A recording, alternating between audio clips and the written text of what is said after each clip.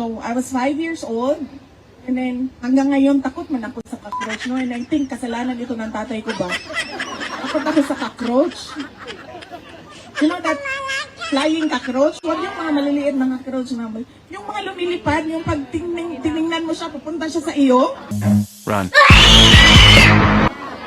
Yung mga ganyan na cockroach.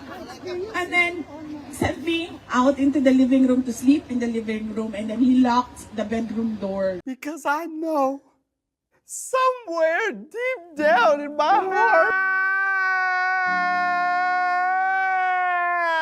so they can sleep peacefully, and then I can cry freely outside. Oh. And then when you're 5 years old, your imagination runs wild. It was dark. I cannot reach the light switch.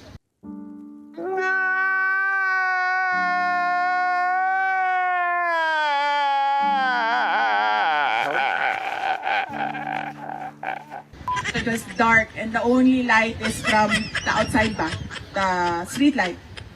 And then I can remember, ang imagination ko, ang sobrang laki na daw ng mga cockroach. I love you, you love me, we're a happy. Mga ganyan na, yung imagination mo, tapos habang natutulog ka, gagapang sila lahat sa iyo, mga ganyan.